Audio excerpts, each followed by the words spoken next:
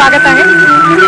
यानंतर पुढचे स्पर्धक जे येणार आहेत त्यांचा मिरजमध्ये मसाल्याचा व्यापार आहे. बघूया कोण येतंय. मी महेश मुताले, मी सांगलीहून आलोय. गाण्यावर पोट भरावं असं मला कधीच वाटलं नाही. उत्तम गाणं यावं ही मात्र ओढ आयुष्यभर राहिली, ते आयुष्यभर राहणारच आहे. याच्यापूर्वी मी ज्यावेळी कधी स्पर्धा जिंकल्या किंवा जेव्हा माझं गाणं व्हायचं त्यावेळी मुलं लहान होती. आता माझा मुलगा इंजिनिअरिंगला आहे. कानाला हेडफोन लावून तुम्ही ढिकचाक ढिकचाक ढिकचाक गाणं, तुमचं काय बाबा कसलं काय तुम्ही गात बसताय गाणं. आपल्या बाबाचं गाणं म्हणजे कसलं तरी जुनाट गाणं. माझी छोटी मुलगी आहे सानिका, ती आता गाते. पण हा सारेगमप कार्यक्रम मात्र दोघंही अतिशय आवडीनं बघतात. याचा अर्थ त्यांच्याही मनावर कुठेतरी मी घरात जे काही गातोय त्याचे संस्कार कुठेतरी होत आहेत. महेशजी, खूप खूप स्वागत तुमचं आयडिया सारेगमपमध्ये. तुमच्या मुलांचं तुम्हाला खूप प्रोत्साहन आहे. नाही, सगळ्यांचंच आहे.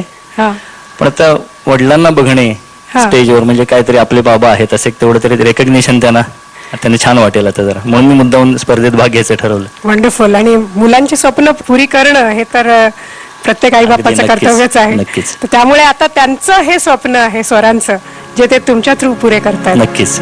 जेव्हा तुझ्या बटाना, जेव्हा तुझ्या बटाना उधळी मुजोर वारा, जेव्हा तुझ्या बटाना माझान राहतो मी, माझान राहतो मी, हरवून हा किनारा, जेव्हा तुझ्या बटाना उधळी मुजोर वारा, जेव्हा तुझ्या बटाना.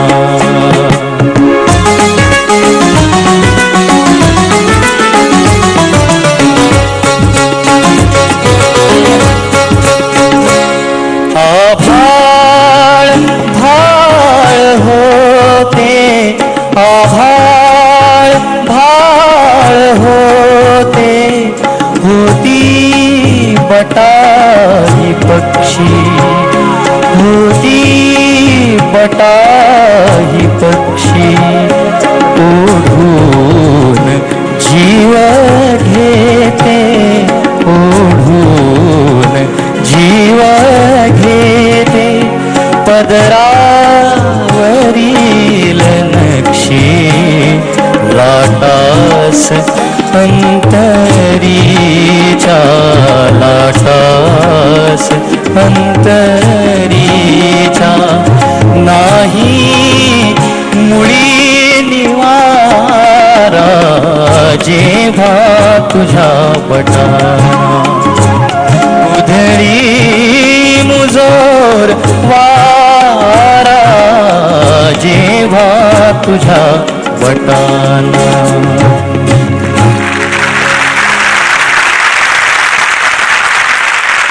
खूप छान झालं गाणं तुमचं. थँक्यू. खरंच खूप छान झालं.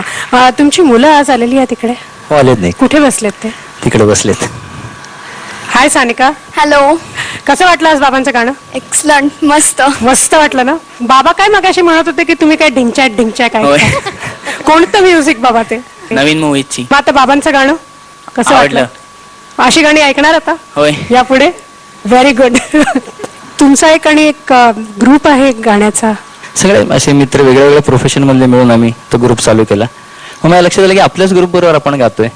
बाहेरच्या म्युझिशियन्स बरोबर गाणं, बाहेर जाऊन गाणं, मोठ्या मान्यवरांसमोर गाऊन आपलं गाणं आता कुठे आहे हे प्रत्येक वयातच बघितलं पाहिजे असं मला वाटलं. म्हणजे काही असं नाही की आता तिशीत चांगलं गायला लागलं म्हणजे आता परत आपलं गाणं झालं असं नाही. त्यातली इम्प्रुव्हमेंट आयुष्यभर चालूच असते. मला असं वाटलं की ह्यांच्याकडनं एकदा परत ऐकावं मी आताच कुठे आहे, अजून किती पुढे जाऊ शकतो की नाही. ह्याच्यासाठी मग मी ठरवलं की घ्यावा भाग स्पर्धेमध्ये म्हणून. आता गाण्याकडे वळूया तुमच्या आणि बघूया परीक्षकांचं काय म्हणणं. जरूर जरूर. आपण आशा ताईंपासून सुरुवात करूया. अगदी जरूर. अत्यंत मनापासून अभिनंदन.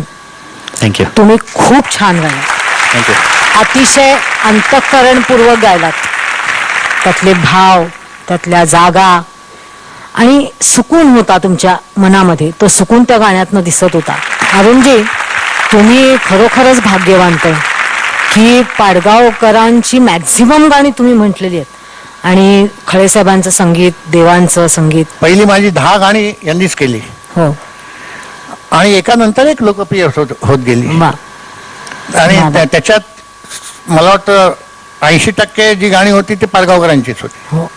पण तुम्ही खरोखर भाग्यवान आहेत की इतके सुंदर शब्द तुम्हाला मिळाले, अगदी. इतक्या सुंदर चाली मिळाल्या, आणि त्यामुळं आणि आम्हालाही त्यामुळं तुमच्या आवाजातनं इतकी सुंदर गीतं ऐकायला मिळाली, नाही का?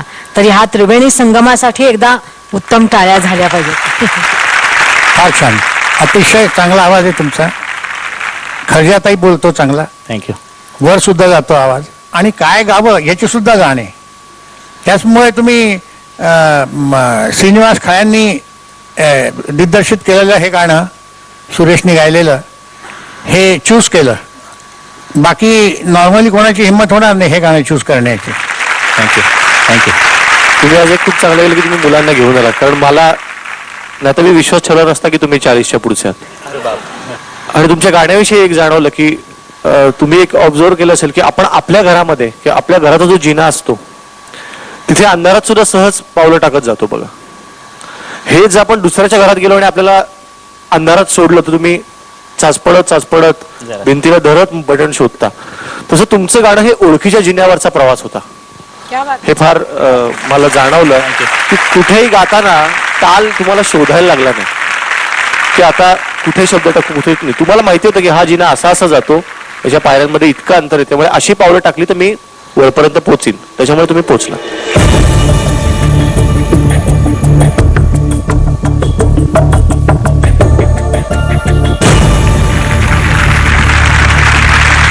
आज सर्वात जास्ती गुण कुणाला मिळालेले आहेत? सर्वात जास्त गुण मिळालेले आहेत महेश मुताल्ले. आणि स्त्रियांमध्ये यामध्ये उद्या डिक्लेअर करणार आहे.